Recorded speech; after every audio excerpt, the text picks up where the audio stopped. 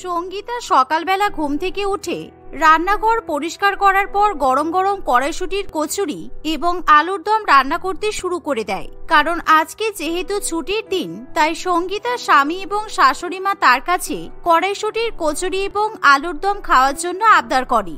আর দেখতে দেখতে কিছুক্ষণের মধ্যেই সঙ্গীতার রান্না হয়ে গেলে সে তার স্বামী এবং শাশুড়ি মাকে ডাক দিতে শুরু করে।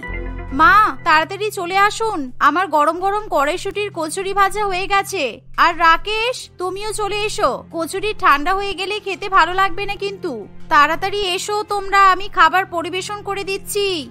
এই বলে সঙ্গীতা খাবার পরিবেশন করতে শুরু করে। কিন্তু এমন সময় হঠাৎই বাড়ির কলিং বেল বেজে ওঠে। আর সঙ্গীতা দরজা খুলে দেখে যে তাদের পাশের বাড়ির বুলটি কাকিমার বৌমা সুরঞ্জনা দরজার বাইরে দাঁড়িয়ে আছে। শুধু তাই নয়, সুরঞ্জনা হাতে একটা বড় স্টিলের পাত্র নিয়ে থাকে। আর যা দেখে সঙ্গীতা অবাক হলেও সুরঞ্জনাকে কিছু জিজ্ঞাসা করার সাহস পায় না। এমন সময় সুরঞ্জনা তাড়াতাড়ি করে বাড়ির মধ্যে ঢুকে আসে। বৌদি, একটু চিনি দেবে গো? দেখো না, সকালবেলা ঘুম থেকে উঠে চা করতে গিয়ে দেখলাম চিনি শেষ হয়ে গেছে। আরে বাহ, কি সুন্দর একটা গন্ধ পাচ্ছি। তুমি সকাল সকাল কি রান্না করেছো গো? রান্নাঘর থেকে কি সুন্দর গন্ধ বেরোচ্ছে।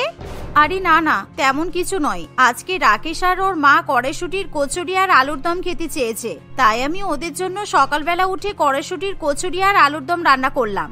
কিন্তু দেখো না, খাবার রান্না করে বসে আছি, এখনো কেউ খেতে আসছে না। খাবার তো ঠান্ডা হয়ে যাবে। বলো কি? কড়াইশুঁটির কচুরি আর আলুর দম? উফ, খাবারগুলো দেখেই আমার মুখে একেবারে জল চলে এলো। কতদিন হয়ে গেল আমি কড়াইশুঁটির কচুরি আর আলুর দম খাইনি। কারণ আমার শ্বশুর বাড়িতে কেউ কড়াইশুঁটি খায় না, আর সেই জন্য আমার স্বামী কিংবা শাশুড়ি মা বাড়িতে কড়াইশুঁটি কিনে নিয়ে আসে না। কি আর বলবো বলো, কপাল খারাপ হলে যা হয় আর কি। ওদের জন্য আমি নিজের পছন্দ মতো খাবার রান্না করেও খেতে পারি না। আরে তুমি এভাবে বলছো কেন? তুমি চাইলে আমাদের সঙ্গে বসে কড়াইশুঁটির কচুরি আর আলুর দম খেতে পারো। তুমি বসো আমাদের সঙ্গে, খাবার খেয়ে তারপর যাবে। আরে না না, এখানে বসে খাবার খাওয়ার মতো সময় নেই গো। তুমি এক কাজ করো, তুমি বরং খাবারগুলো টিফিনে প্যাক করে দাও, আমি বাড়িতে গিয়ে খেয়ে নেব। কারণ এখন আমাকে তাড়াতাড়ি শাশুড়ি মাকে চা বানিয়ে দিতে হবে, তা না হলে আবার আমার সঙ্গে ঝগড়া করবে। আর হ্যাঁ বৌদি, তুমি কিন্তু আমাকে কমপক্ষে 8-10টা কচুরি দিও, কারণ আমি কড়াইশুঁটির কচুরি খেতে খুব ভালোবাসি। এই শুনে সঙ্গীতা প্রচন্ড পরিমাণে অবাক হয়। কারণ সঙ্গীতা নিজের জন্য এবং তার স্বামী ও শাশুড়ি মায়ের জন্য সব মিলিয়ে 12খানা কচুরি তৈরি করে। কারণ তারা সবাই গড়ে 3-4টের বেশি কচুরি খেতে পারে না। তাই এমন পরিস্থিতিতে সঙ্গীতা কি করবে কিছুই বুঝে উঠতে পারে না। আচ্ছা সুরঞ্জনা, তুমি একটা কাজ করো, আমি টোটাল 12খানা কচুরি বানিয়েছি, তুমি সবগুলো কচুরি নিয়ে চলে যাও। আমি আবার আমাদের জন্য কচুরি ভেজে নিচ্ছি। কারণ তোমাকে 10টা কচুরি দিলে আমাকে সেই নতুন করে কচুরি ভাজতেই হবে, তাই তুমি সবকটা কচুরি নিয়ে চলে যাও, কোনো অসুবিধা নেই। এই শুনে সুরঞ্জনা একবারের জন্য কিন্তু বোধ করে না। সে তখনই 12খানা কচুরি এবং আলুর দম নিয়ে সেখান থেকে চলে যায়। আর যার ফলে সঙ্গীতা আবার রান্নাঘরে গিয়ে কচুরি ভাজার জন্য ময়দা মাখতে শুরু করে। আর এমন সময় রাকেশ খাবার খাওয়ার জন্য চলে আসে। কই দাও দাও, তাড়াতাড়ি খাবার দাও, খুব খিদে পেয়েছে। এ কি, টেবিলের উপর শুধু আলুর দম রাখে কেন? কচুরি কোথায়? কচুরি নিয়ে এসো তাড়াতাড়ি। কি হলো সঙ্গীতা, শুনতে পাচ্ছ? এই বলে রাকেশ রান্নাঘরে ঢুকে দেখে যে সঙ্গীতা কচুরি তৈরি করার জন্য ময়দা মাখতে ব্যস্ত। আর যা দেখে রাকেশ অবাক হয়ে বলে, সঙ্গীতা, তোমার কচুরি ভাজা এখনো হয়নি? তুমি যে কিছুক্ষণ আগে আমাদেরকে ডাকলে, বলে তোমার কচুরি ভাজা হয়ে গেছে, তাহলে তুমি এখনো ময়দা মাখছো কেন? এখন যদি আমি রাকেশকে বলি সুরঞ্জনা আজকেও আমাদের বাড়িতে খাবার চাইতে এসেছিল, তাহলে ও আবার সকাল সকাল রেগে যাবে। তাই রাকেশকে এই ব্যাপারটা জানানো যাবে না। না না রাকেশ, আসলে আমার কচুরি ভাজা এখনো হয়নি। আমি তোমাকে ডাকছিলাম যাতে তুমি একটু কচুরি ভাজতে আমাকে হেল্প করো। তাই সে কি, তুমি তো একটু আগেই বললে যে কচুরি ভাজা হয়ে গেছে, খাবার ঠান্ডা হয়ে যাচ্ছে, তাই তো আমি তাড়াতাড়ি খাবার খাওয়ার জন্য চলে এলাম। তুমি তো অনেকক্ষণ আগে রান্নাঘরে ঢুকেছো, এতক্ষণে তো তোমার রান্না হয়ে যাওয়ার কথা। কই নাও, তাড়াতাড়ি লুচিগুলো বেলতে শুরু করো, আমি ভেজে দিচ্ছি। এমন সময় সেখানে রাকেশের মা অন্নপূর্ণা দেবী এসে বলে, বৌমা, তুমি আর সকাল সকাল মিথ্যা কথা বলো না। তোমার অনেক আগেই লুচি ভাজা হয়ে গেছে, আমি ভালো করেই জানি। আর একটু আগেই ওই বুলটির বৌমা আমাদের বাড়িতে এসেছিল, আমি দেখেছি। তাই আমার যতদূর মনে হচ্ছে নিশ্চয়ই সুরঞ্জনা আজকেও তোমার কাছ থেকে খাবার চেয়ে নিয়ে গেছে, কি তাই তো? শাশুড়ি মায়ের কথা শুনে সঙ্গীতা কিছুতেই মিথ্যা কথা বলতে পারে না। কি করব বলুন তো মা, ও যেভাবে আমার কাছে কড়াইশুটির কচুরি আর আলুর দম খেতে চাইলো আমি না করতে পারলাম না। আসলে ওর বাড়িতে কেউ কড়াইশুটি খায় না বলে ওদের বাড়িতে কড়াইশুটি কেনাই হয় না, তাই বেচারি এই শীতকালে কড়াইশুটির কচুরি পর্যন্ত খেতে পায় না। এই শুনে রাকেশ প্রচন্ড পরিমাণে রেগে যায়। কি তুমি আজকেও তাহলে পাড়া প্রতিবেশীকে খাবার বিলি করেছো? তোমাকে কতবার বলেছি বল্টুর বউ ভীষণ সাংঘাতিক মহিলা, তোমাকে বোকা ভোলা ভোলা মনে করে সবসময় ঠকিয়ে খাবার চেয়ে নিয়ে যায়, আর তুমি ওর কথায় বিশ্বাস করো কিভাবে? আমি কালকে বল্টুকে বাজার থেকে 2 কেজি কড়াইশুটি কিনতে দেখলাম, আর তুমি বলছো বেচারি কড়াইশুটির কচুরি খেতে পাই না। রাকেশের কথা শুনে সঙ্গীতা অবাক হয়ে বলে, আরে আমি কি করে জানবো যে সুরঞ্জনা আমাকে মিথ্যা কথা বলছে? আর এরকম ভাবে কেউ খাবার চাইলে কি কাউকে কখনো না করা যায় বলো? তুমি চিন্তা করো না, আমাদের এখনই কচুরি ভাজা হয়ে যাবে তো। আরে বাবা, কেউ যদি একবার দুবার তোমার কাছে খাবার চাইতে আসে সেটা ঠিক আছে, মানা যায়, কিন্তু বল্টুর বউ তো প্রত্যেকদিন তোমার কাছে খাবার চাইতে আসে, তবুও তুমি বুঝতে পারো না? ও ইচ্ছাকৃতভাবে শুধুমাত্র খাবার খাওয়ার লোভে পড়ে তোমাকে মিথ্যা কথা বলে খাবার চেয়ে নিয়ে যায়, বুঝেছো? আমার কিন্তু ভীষণ রাগ হচ্ছে, আমি তোমাকে কচুরি ভাজতে হেল্প করতে পারবো না, তুমি একা একা যা পারো করো। এই বলে রাকেশ এবং তার মা দুজনেই রাগ করে সেখান থেকে চলে যায়, আর যার ফলে সঙ্গীতা আবার একা একা কচুরি ভেজে রাকেশ এবং তার মাকে পরিবেশন করে। কিন্তু সকাল সকাল রাকেশের মুড খারাপ হয়ে যাওয়ায় সে আর কিছুতেই সকালবেলা জলখাবার খেতে চায় না। তাই সঙ্গীতা রাকেশের মন ভালো করার জন্য রান্নাঘরে গিয়ে রাকেশের পছন্দ মতো খাবার রান্না করতে শুরু করে। রাকেশ আমার উপর রেগে আছে, তাই যে করেই হোক রাকেশের রাগ ভাঙাতেই হবে। আমি ওর পছন্দ মতো এখন মিক্স ফ্রাইড রাইস তার সাথে চিকেন মাঞ্চুরিয়ান রান্না করব। রাকেশ এই খাবারগুলো দেখে খুব খুশি হবে, আর তার সাথে থাকবে গরম গরম গাজরের হালুয়া। এই বলে সঙ্গীতা দুপুরের খাবার রান্না করতে শুরু করে দেয়। আর এমন সময় সুরঞ্জনা সঙ্গীতার রান্নাঘরের জানালার কাছে আসে, আর সে যখন দেখে যে সঙ্গীতার রান্নাবান্না কমপ্লিট হয়ে গেছে, এমন সময় সে টিফিন কৌটো নিয়ে সঙ্গীতার কাছে চলে আসে। বৌদি, এই নাও, আমি তোমার টিফিন কৌটোগুলো তোমাকে ফেরত দিতে এলাম। আর হ্যাঁ, সকালবেলা তোমার হাতের কড়াইশুটির কচুরি আর আলুর দম খেয়ে এত ভালো লেগেছে আমি তোমাকে বলে বোঝাতে পারবো না। আমার তো মাঝে মধ্যে মনে হয় তোমার কোনো রেস্টুরেন্টের বড় শেফ হওয়া উচিত ছিল। আচ্ছা বৌদি, তুমি এটা কি রান্না করছো গো? কি সুন্দর গোল গোল লাল লাল লাড্ডুর মতো দেখতে। আরে না না, আসলে এটা চিকেন মাঞ্চুরিয়ান। রাকেশ খেতে খুব ভালোবাসে, তাই আমি ওর জন্য রান্না করলাম, আর সাথে ফ্রাইড রাইস গাজরের হালুয়াও আছে। কি চিকেন মাঞ্চুরিয়ান? আমি আগে কখনো এরকম ধরনের খাবারের নাম শুনিনি জানো, তাই আমার এই খাবারটা দেখে খুবই খেতে ইচ্ছা করছে। আর গাজরের হালুয়াটাও তো দেখে খুব টেস্টি মনে হচ্ছে। আসলে আমার শাশুড়ি মায়ের তো হাই সুগার, তাই আমাদের বাড়িতে একদমই আমি মিষ্টি কোনো খাবার রান্না করি না, কারণ শাশুড়ি মা মিষ্টি খাবার দেখলেই খেতে চায়। তাই আমি শুধুমাত্র শাশুড়ি মায়ের স্বাস্থ্যের খেয়াল রাখার জন্য নিজের পছন্দ মতো খাবার রান্না করেও খেতে পারি না জানো। সুরঞ্জনের মুখে এমন কথা শুনে সঙ্গীতার আবার তার প্রতি মায়া হয়, কারণ সঙ্গীতা ভীষণই দয়ালু ছিল, আর কারোর দুঃখ কষ্ট সে একেবারেই সহ্য করতে পারতো না। ঠিক আছে সুরঞ্জনা, আমি তোমাকে খাবারগুলো প্যাক করে দিচ্ছি, তুমি বাড়িতে নিয়ে গিয়ে খেয়ে নাও, কেমন? না না বৌদি, এই তো সকালবেলা তুমি আমাকে কড়াইশুটির কচুরি আর আলুর দম খেতে দিলে, আবার এখন দুপুরবেলা এতগুলো খাবার দেবে? তোমার বর কিংবা শাশুড়ি মা দেখতে পেলে কিন্তু তোমার উপর রেগে যাবে, তাই আমি কোনো খাবার নেব না, তোমরা খাও, আমি যাচ্ছি। আরে না না, আমার বর আর শাশুড়ি মা খুব ভালো মানুষ, ওরা রাগ করবে না। আর তাছাড়া তুমি তো আমার প্রতিবেশী হও, তাই তোমাকে আমি নিজের হাতে রান্না করা খাবার খাওয়াতেই পারি। নাও, আমি খাবারগুলো টিফিনে ভরে দিচ্ছি, তুমি নিয়ে চলে যাও। এই বলে সঙ্গীতা আবার টিফিনের ফ্রাইড রাইস, চিকেন মাঞ্চুরিয়ান এবং গাজরের হালুয়া প্যাক করে দেয়। আর সুরঞ্জনা খুশি মনে সেই খাবারগুলো নিয়ে সেখান থেকে চলে যায়। কিন্তু অন্নপূর্ণা দেবী আবার সুরঞ্জনাকে টিফিনে করে খাবার নিয়ে যেতে দেখে ফেলে, আর যার ফলে সে এবার ভীষণই রেগে যায়। বৌমা, তুমি কেন আমাদের কথা শোনো না? সকালবেলা রাকেশ এত রাগ করলো, তোমাকে এত বকাবকি করলো, তারপরও তোমার শিক্ষা হলো না? তুমি আবার বুলটির বৌমাকে খাবার প্যাক করে পাঠিয়ে দিয়েছো। কি করব বলুন মা, আমার কেন জানি না সুরঞ্জনাকে দেখলে ভীষণ মায়া হয়। আর তাছাড়া ও তো আমাদের প্রতিবেশী হয়, যদি অল্প একটু খাবার ওকে খেতে দিই তাতে আমাদের খাবার কমে যাবে না। আমাদের সব সময় মানুষকে সাহায্য করা উচিত মা।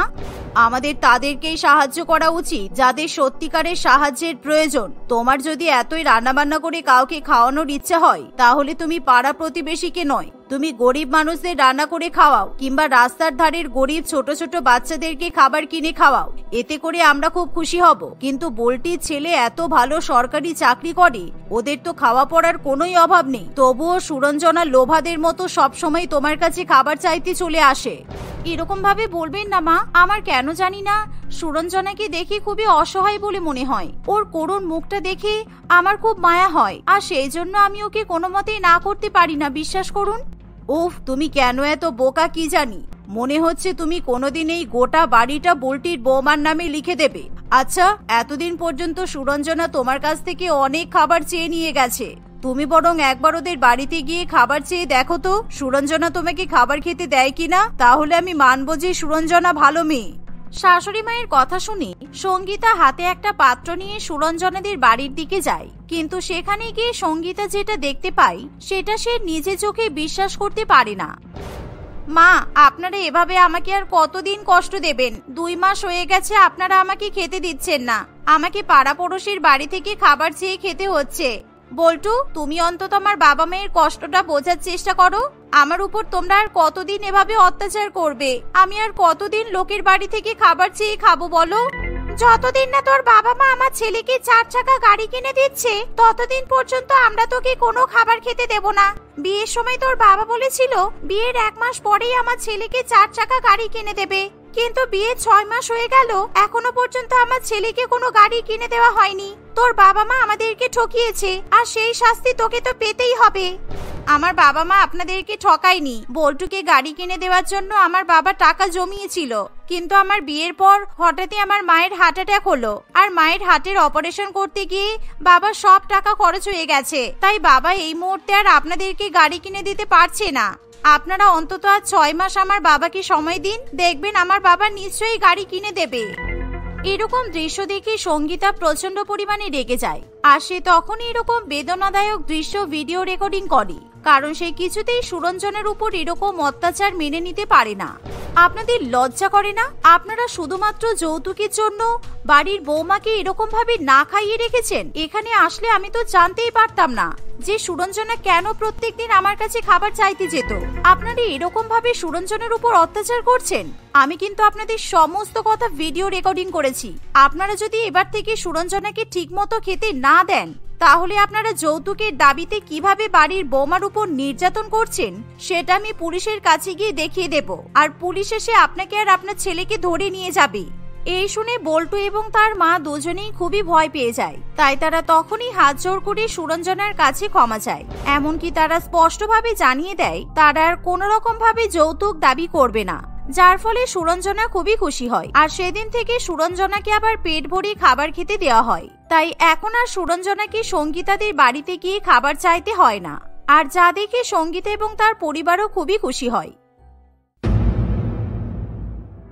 সুস্মিতা তার স্বামী আকাশ এবং 2 ননদ মনিকা ও পারমিতাকে নিয়ে বাস করে। আর সুস্মিতার 2 ননদ একেবারে 2 প্রকারের। বড় ননদ যেখানে ভীষণই সংস্কারী, আর সে তার বৌদিকে খুবই ভালোবাসে। অন্যদিকে ছোট ননদ সবসময় ছোট ছোট জামা কাপড় পরে ঘুরে বেড়ায়, আর উচ্ছন্নে যাওয়া মেয়েদের মতো ব্যবহার করে। সেই জন্য বৌদি এবং ছোট ননদের মধ্যে কোনোদিন ভাব জমি ওঠে না। একদিন পারমিতা একটা ছোট জামা পরে কলেজে যাবে, এমন সময়, আচ্ছা পারমিতা, তুমি কলেজে পড়াশোনা করতে যাও নাকি ফ্যাশন শো করতে যাও? আমি কোনোদিনও দেখিনি কোনো মেয়ে এরকম ছোট জামা পরে কলেজে পড়াশোনা করতে যায়। তুমি যদি এরকম বাজে বাজে জামা কাপড় পরে কলেজে যাও, তাহলে তোমার বন্ধু বান্ধব পড়াশোনা ছেড়ে দিয়ে তোমার দিকে তাকিয়ে থাকবে। তুমি আমার ছোট জামা কাপড় নিয়ে একদম চিন্তা করো না বৌদি। তুমি সবসময় আমাকে এরকম ভাবে কথা শোনাও কেন বলো তো? আর আমার কলেজ অনেক মডার্ন, তাই আমি সবসময় ছোট পোশাক আশাক পরে কলেজে পড়াশোনা করতে যাই। এখনকার যা দিনকাল পড়েছে, তাই তুমি দয়া করে এরকম ছোট ছোট জামা কাপড় পরো না, লোকে খারাপ ভাববে। ওয়েস্টার্ন জামা কাপড়ের মধ্যে অনেক কিছু আছে। তুমি জিন্স পরো, কুর্তি পরো, তা নয়। তুমি সবসময় ছোট ছোট 1 পিস, হট প্যান্ট এসব পরে ঘুরে বেড়াও। বেশ করেছি, আমি এই বাড়ির সবার থেকে ছোট, তাই আমি ছোটই জামা কাপড় পরবো। আর তোমার এত অসুবিধা হচ্ছে কেন শুনি? তুমি চুপচাপ বাড়ির কাজ করো, যত সব ফালতু। দাদাকে কতবার বলেছিলাম এরকম গাইয়া মেয়েকে বিয়ে করে নিয়ে আসিস না, কিন্তু দাদা তো আমার কোনো কথাই শোনেনি। এই বলে পারমিতা ছোট জামা পরে কলেজে পড়াশোনা করতে চলে যায়। আর সুস্মিতার ভীষণ পরিমাণে খারাপ লাগে। অন্যদিকে সুস্মিতা রান্নাঘরে গিয়ে রান্না করতে থাকে, আর তার বড় ননদ তাকে সাহায্য করে। এমনকি তারা দুজনে মিলে শপিং করতে যায়। আর এভাবেই দেখতে দেখতে কিছুদিন কাটে।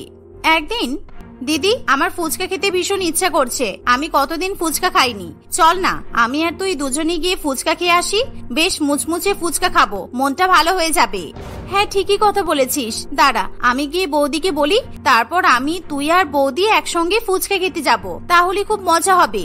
তোর আর বৌদির প্রতি প্রেম গেল না দেখছি, কোথায় আমি ভাবলাম দুই বোন মিলে ফুচকা খেতে যাব, তুই আবার বৌদিকে লেজে করে নিয়ে যাবি। আর বৌদি যদি আমাদের সঙ্গে যায় সবসময় আমাকে কথা শোনাবে, তাই আমার ভালো লাগে না। এরকম বলতে নেই পারমিতা, বৌদি আমাদের দুজনকে খুব ভালোবাসে, তাই তুই দয়া করে বৌদির সঙ্গে খারাপ ব্যবহার করবি না। আর বৌদি সারাদিন বাড়ির কত কাজ করে, আমি যদি বৌদিকে না বলে ফুচকা খেতে চলে যাই তাহলে তো বৌদি খারাপ ভাবতে পারে বল। এই বলে মনিকা তখনই তার বৌদির ঘরে চলে যায় আর বৌদিকে ফুচকা খেতে যাওয়ার কথা বলে। ফলে সুস্মিতা খুবই খুশি হয় আর সুস্মিতা একটা সুন্দর শাড়ি পরে তৈরি হয়ে নেয়। তিন ননদ মিলে পাড়ার মোড়ের দোকানে ফুচকা খেতে চলে যায়, কিন্তু তখনও ছোট ননদ একটা বাজে রকমের ছোট পোশাক পরে ফুচকা খেতে যায় আর তার পরনে থাকে হট প্যান্ট এবং ছেঁড়া টপ। আর পাড়ার সকলে পারমিতার দিকে খুবই বাজে নজরে তাকায়, যা দেখে সুস্মিতা এবং মনিকা দুজনেরই ভীষণ পরিমাণে লজ্জা লাগে। তুমি সবসময় ছোট পোশাক পরো ঠিক আছে, কিন্তু আজকে তুমি আমার আর তোমার দিদির সঙ্গে ফুচকা খেতে বেরিয়েছো, আজকে অন্তত ভদ্র মেয়েদের মতো জামা কাপড় পরে আসতে পারতে, সবাই তোমার দিকে খুব খারাপ ভাবে তাকাচ্ছে। দেখেছিস দিদি, এই কারণে আমি বৌদিকে আমাদের সঙ্গে নিয়ে আসতে চাইছিলাম না, আবার আমার ছোট পোশাক নিয়ে আমাকে কথা শোনাচ্ছে। শোনো বৌদি, আমার দিকে কে খারাপ ভাবে তাকাবে আর কে ভালোভাবে তাকাবে তাতে আমার কিছু যায় আসে না, আর আমার জামাটা খুব ইউনিক তাই সবাই আমার দিকে তাকাচ্ছে। পারমিতা, মুখে মুখে তর্ক করিস না, বৌদি তো একদম ঠিকই বলেছে। তুই দেখ আমরা কি সুন্দর ভদ্রভাবে পোশাক পরে এসেছি, আর তোকে আমাদের পাশে একদম বেমানান লাগছে। তোকে কতবার করে বারণ করলাম যে এরকম পোশাক পরে ফুচকা খেতে আসিস না, তুই আমাদের কথাই শুনলি না, আর তোর জন্য এখন আমার লজ্জায় মাথা কাটা যাচ্ছে। পারমিতা তার দিদি এবং বৌদির কথায় কোন রকম ভাবে পাত্তা দেয় না, এর ফলে তিনজনে মিলে নিজেদের মতো করে ফুচকা খেতে থাকে। কিন্তু ফুচকাওয়ালাও পারমিতার দিকে অবাক হয়ে তাকিয়ে থাকে, কারণ সে এরকম ছোট পোশাক পরা মেয়ে আগে কখনো দেখেনি। ফলে ফুচকাওয়ালা পারমিতার প্লেটে ফুচকা দিতে গিয়ে তার হাত থেকে ফুচকা পড়ে যায়। ক্ষমা করবেন দিদি ভাই, হাত থেকে ফুচকা ফসকে গেল, কিছু মনে করবেন না। আসলে এরকম নায়িকাদের মতো পোশাক পরে কেউ আমার দোকানে আগে কখনো ফুচকা খেতে আসেনি তো, তাই আমি একটু ভিড়মি খেয়ে যাচ্ছি আর কি। ফুচকাওয়ালার এমন কথা শুনে পারমিতা মনে মনে খুবই খুশি হয়।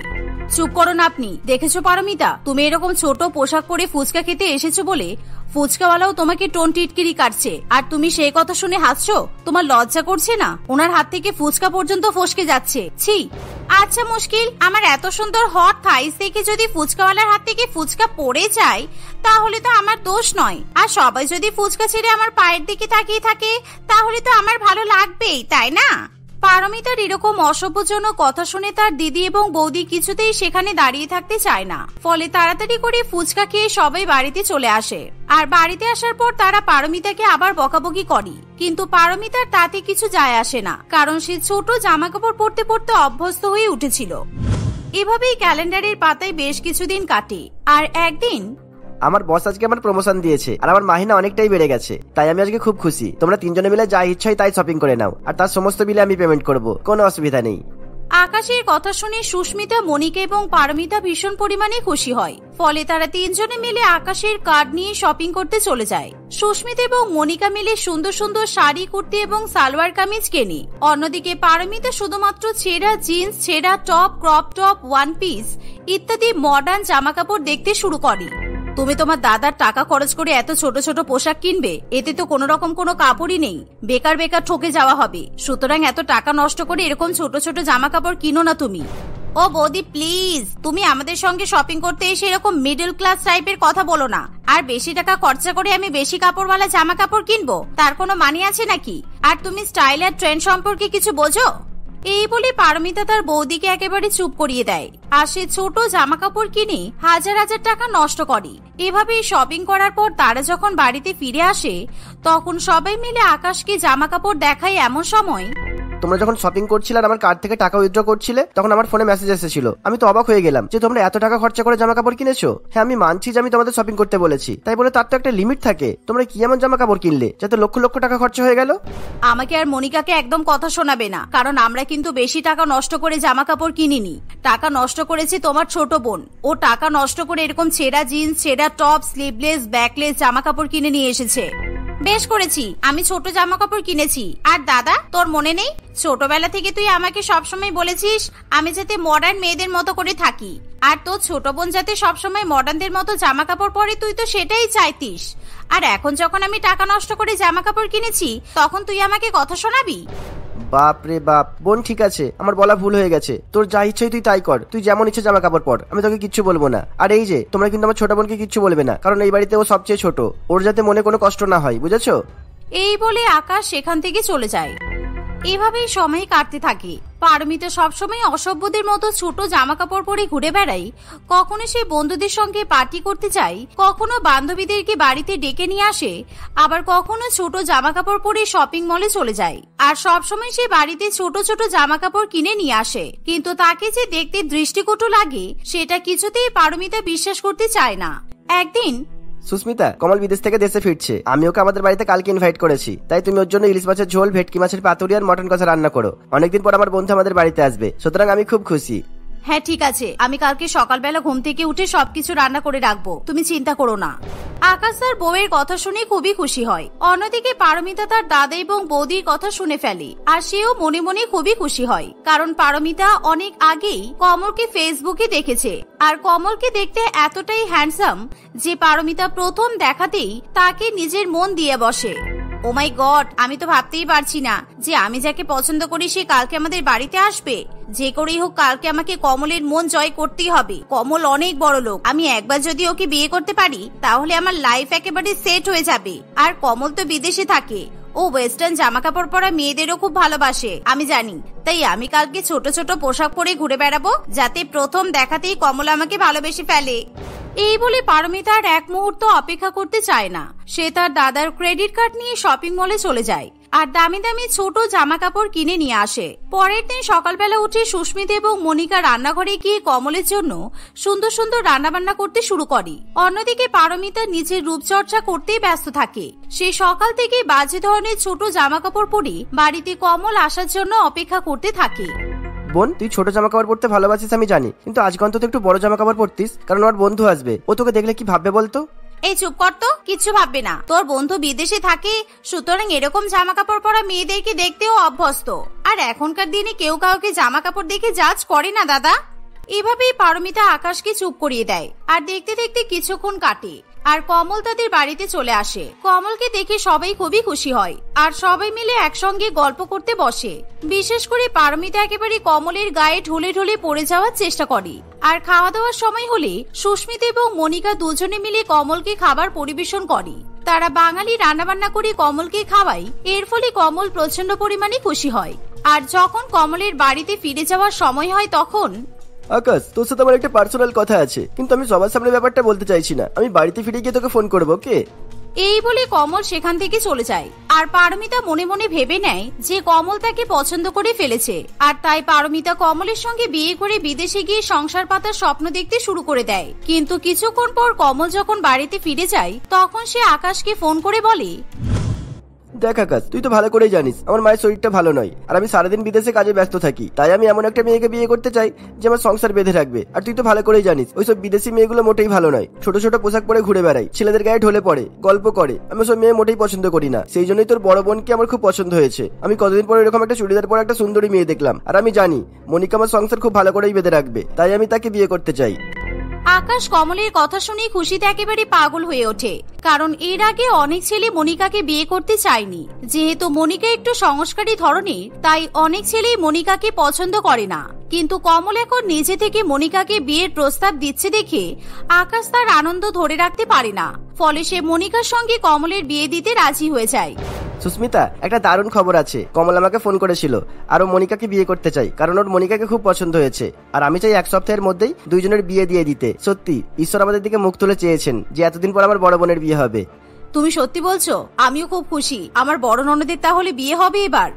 এই শুনে মনিকা লজ্জা পেয়ে যায়, কিন্তু পারমিতা মনে মনে হিংসায় জ্বলে পুড়ে ওঠে, কারণ সে ভাবতেই পারেনি যে কমল পারমিতাকে ছেড়ে তার বড় দিদিকে পছন্দ করবে। এর ফলে পারমিতা খুবই রেগে যায়। এটা কোনোদিনও হতে পারে না। আমি ছোট ছোট জামা কাপড় পরে কমলের সঙ্গে গল্প করলাম, কমল তাতেও ইমপ্রেস হলো না, ও এখন আমার এই গাইয়া বড় দিদিকে বিয়ে করবে? এটা হবে না। আমি জানি কমল আমাকে পছন্দ করেছে।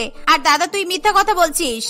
পারমিতার কথা শুনে আকাশ এবং সুস্মিতা দুজনেই ভীষণ পরিমাণে রেগে যায়। ফলে তারা পারমিতাকে বকাবকি করতে শুরু করে। একদম চুপ করো, তুমি আমার ছোট ননদ বলে আমি তোমাকে এতদিন কোনো রকম কোনো কথা বলিনি, কিন্তু তুমি একদম আর বাজে কথা বলবে না। তুমি কি মনে করো সবসময় যদি ছোট জামা কাপড় পরে মডার্ন সাজা যায় তাহলে ছেলেরা পছন্দ করে? এই ধারণাটা সম্পূর্ণ ভুল। তুমি নিজেকে পরিবর্তন করো, তা না হলে পরবর্তীকালে তুমি আরো কষ্ট পাবে আর কোনো ছেলেই তোমাকে পছন্দ করবে না, বুঝেছো? সুস্মিতা এরকম করে বললে পারমিতা ভীষণ পরিমাণে লজ্জিত বোধ করে আর পারমিতা মনে মনে নিজের ভুল বুঝতে পারে। আর দেখতে দেখতে কিছুদিনের মধ্যে কমলের সঙ্গে মনিকার ধুমধাম করে বিয়ে হয়ে যায় আর মনিকাকে নিয়ে কমল বিদেশে চলে যায়। তারপর থেকে সুস্মিতার ছোট ননদ কোনোদিনও ছোট জামা কাপড় পরতে চায় না। সে সংস্কারী মেয়ের মতোই তার দাদা এবং বৌদির সঙ্গে ভদ্রভাবে সুখে শান্তিতে সংসার করতে থাকে।